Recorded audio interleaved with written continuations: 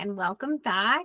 I'm Christine, your host, and I am here to talk to you about today some superfoods and how we can incorporate some superfoods into the diet of our picky, selective, ARFID eaters who are not willing to just pick them up in isolation and eat them, right? But there are still ways that we can get them in. And there are ways now. I always try to preface this.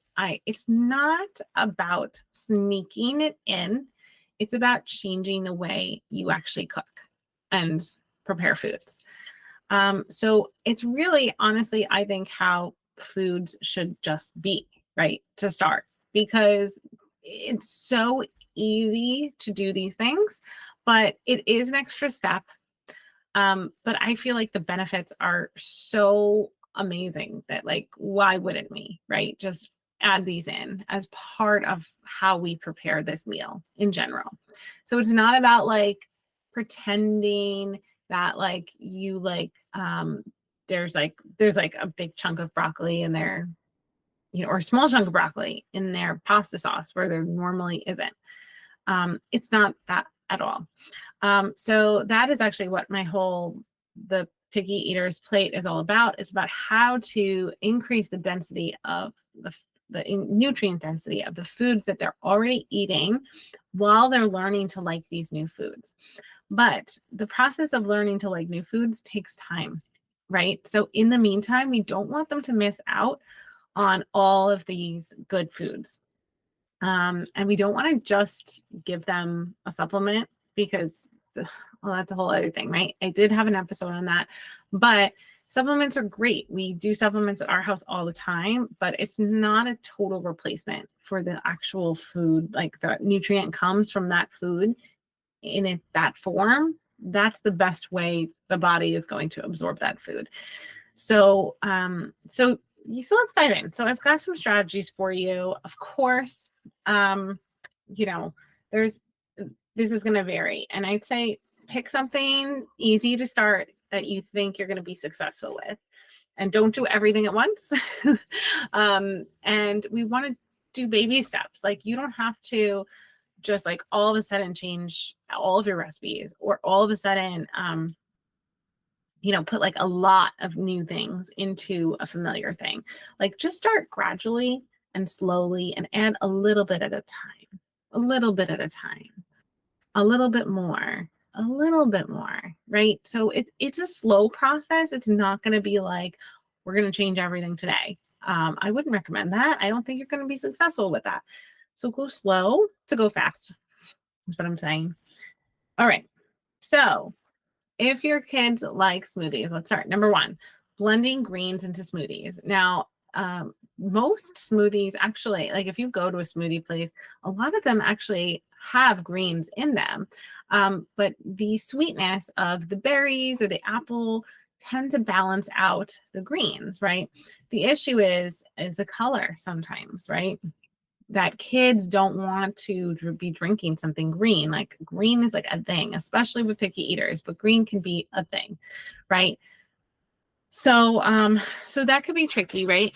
But I will tell you that there's a lot of good, like there's a great, what was the brand? I talked about the brand last week.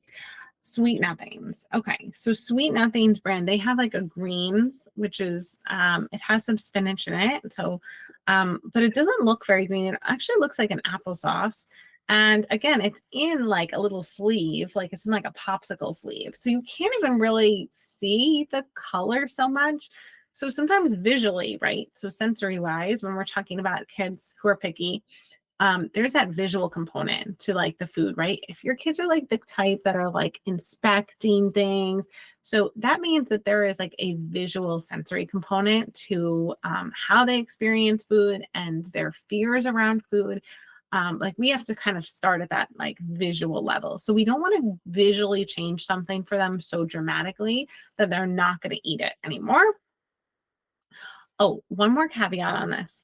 We never change their most nutrient dense food. We just don't touch it. Don't add anything to it for now, okay? Until they have more nutrient dense foods, we're not going to touch that food at all, because we do not want to run any risk that they are going to drop that food. So never change their most nutrient dense food ever. And I should say not never, until they have a good repertoire of foods in their diet. But we don't want to mess with it too much. That one, because usually there's like one. There might be zero, but usually there's one food that's like at least a little bit better than the others. We don't want to change that one. Okay. So, anyways, back to blending into smoothies. Flavor wise, it's very easy to have a smoothie that just tastes like fruit, but actually has some greens in it. I've had many of those before, and they're great. But like I said, those smoothie pops from, gosh, I just said it. Sweet Nothings, Once Upon a Farm, things like that. Things that they're not going to visually be seeing anyway, are great for this, because the greens are in there. It doesn't taste like greens. But their palate is getting exposed to that flavor of the greens. So then at some point in the future, when they do taste that green, it's not going to be a brand new flavor, right? So we're sort of seeding their palate, as I say. All right, number 2, mixing seeds into favorite foods. So seeds. So seeds, you can grind up seeds. So seeds have tons of nutrients, vitamins, and minerals are in lots of different seeds. So my favorite seeds are ground chia seeds, ground flax seeds, ground sunflower seeds, ground pumpkin seeds. Those are in our house, even hemp seeds, but our go-to seeds. It's easy to make a blend of this. You can kind of mix them all together. I have like a recipe in our nutrient dense cookbook. But there's like a recipe for just having this on hand. So basically you grind up all the seeds, you put it in, seal it, put it in the fridge, and you have it on hand. So when you, instead of every time trying to like grind it or like find it ground, sometimes it's like more expensive to buy it pre-ground for you. You can just have it. You can just take a scoop of it and know that that scoop contains a little bit of all of those different seeds, right? So mixing that in, and what it does, it's almost like a flour in the way that like flour will thicken a sauce. Adding this like a small scoop of this like seed blend will also sort of thicken a sauce, but it doesn't really change the flavor very much, if at all. It doesn't, because it doesn't really have a flavor, like it's not a strong flavor at all, but it contains a lot of nutrients. So like, right, so you see what I'm getting at here. It's easy to add into baked goods, mixing it in with yogurt, applesauce, oatmeal. I mean, other things as well, even other sauces and things, but yes, incorporating seeds into favorite foods. Okay, next one, number 3, nuts. Same exact idea. Now, if there's a nut allergy or whatever, obviously you can't do this one. But if there is no nut allergy, or you're not allergic to every nut, you can make the same sort of blend with nuts, or you could buy the flour of nuts blend, like pre-ground for you. Like you can buy almond flour. You can buy like, you know what I mean? Like you can buy it ground, or you can grind it yourself.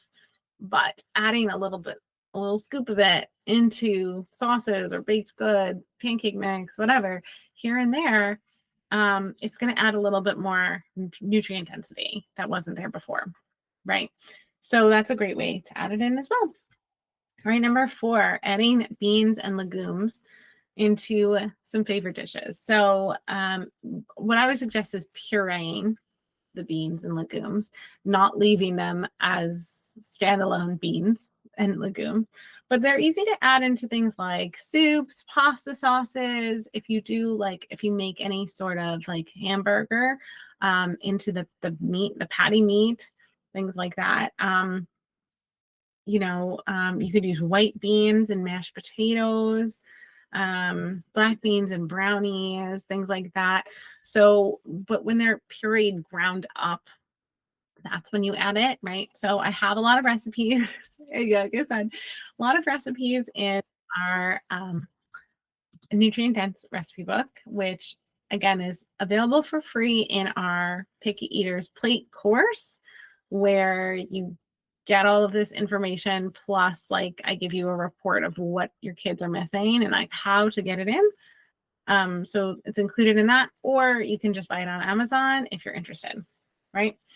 Okay, last one. Boosting things with Greek yogurt. So Greek yogurt contains probiotics, which is great. So you can actually sub out. So if a recipe has sour cream as part of the recipe, you can sub in some more nutrient dense Greek yogurt. You can mix it into smoothies, into baking recipes even. But it's really like a mild flavor usually. But you could sweeten it up with a little bit of honey. Um, it's got a little bit of that sour taste, but like I said, if they're already eating sour cream, it's easy to sub in a little bit of Greek yogurt. And you don't, again, with all of these things, you don't have to completely switch everything.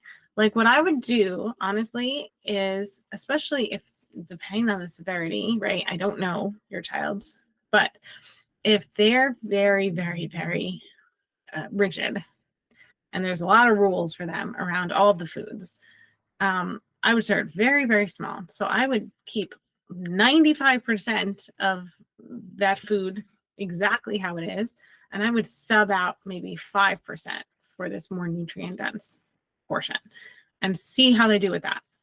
Do they tolerate that? If they do, great. Maybe next time you could do 10% or 13%. I mean, I don't know how you even come up with that percent, but you see what I mean? It's just you're just take it one small thing at a time. And as they get used to it, then they're used to it. And it's just how we eat things now. Like, for example, when I make eggs with my son, it's always had a green in it. Sometimes there's carrots. There's always turmeric in it, but that's just expected. And that's what I want you guys to think, and how you want you to think about the food. It's not, well, today I'm going to sneak this in. It's how can I make this recipe optimal for everyone's health in my house as possible? Okay, this is how to do it. Okay, we're going to slowly incorporate this, get everybody used to slight change in flavor, if any change in flavor. Sometimes there is literally no change in flavor. But it's just, okay, and now this is how I'm going to make this dish so that everyone's getting as many nutrients as possible, right? So that's sort of the concepts that I'm trying to drive home here, is that there's ways to make the foods you're already eating healthier for you and your kids and you and your spouse. Like, it's not just about sneaking it in their food. It's about changing the way actually everyone's going to eat. Like, because why not? Why wouldn't you want it? If there's so many amazing health benefits of nuts and seeds, right? Why would we only want to give it to one or two people in the house? Wouldn't everyone just benefit optimally from having that in their dish as well, right? So it's just sort of a different concept about thinking about how we can improve our recipes, how we can improve the foods that we're already eating with minimal effort to get more nutrients into our bodies so that our mood is better, we're happier, we're sharper cognitively, we sleep better. Nutrients drive everything. Every process in our body comes from the foods that we eat, what fuel we put in our body. So we just need to think about getting that in the best possible way that works with our sensory systems, right? Visually, we don't want to overwhelm the sensory system with totally new things, with totally new flavors, with totally new visual. Like, it looks totally different. And I think that's a lot of, right, especially kids where there's a big sensory component to their feeding, their picky eating. When you overwhelm their sensory system and there's something that looks totally new, that tastes new, that feels new, that's just a lot to learn about. But when you can incorporate it in a way that doesn't mess with their sensory system, that keeps their sensory system in the this is safe category because it's in such a small increment, in such a, a gentle way, then we can also sort of seed their palates, their tongues, and they're getting used to those flavors. That makes them more flexible, that makes them just a little bit more open, so that as they're learning about these new foods and they go to try them, they might have actually, right? If you go to present baked bean or black beans to them, they've been having black beans in their brownies for 2 months, 3 months. They go to have a black bean. Their brain is going to say, oh, that's a familiar flavor. This is okay. We have this all the time, right? If it's a totally new flavor, they have to learn about that. And they have to almost like convince their brain that it's safe, right? So that's what I mean about seeding their palates. Like that's where the one bite, the no thank you rule comes from, right? If you heard my interview with Arlena Strode, she has that rule as a chef in her kitchen with her students, because she knows about that principle that, okay, well, once they've tasted it so many times, you can't untaste it. And their brain will start to, normalize that taste. So that's sort of what we're doing in a very gentle way. That's not, combative at all, like with their, no, I'm not going to do it, or, making them do something they don't want to do. And, if that puts them in fight or flight and cortisol raises, and then they're not learning about the food anymore, they're angry, and then there's a battle. Like, we don't want any of that. We want it to be happy. So doing it this way, I think, allows that process to happen and unfold naturally.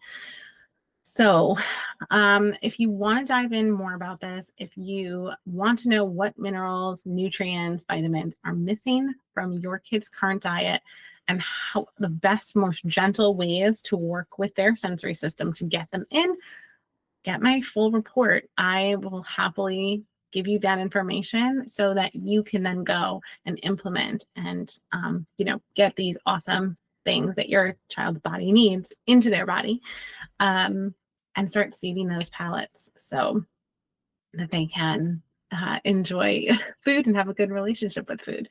So if you're interested in that, definitely check out the Picky Eater's Plate. It's on our website. We talk about the course content. It's an incredible value right now. Right now, it is only $347 with payment plans through Afterpay. So you can pay in 4 payments, which is amazing. So it's a really great deal to have all of that incredible information.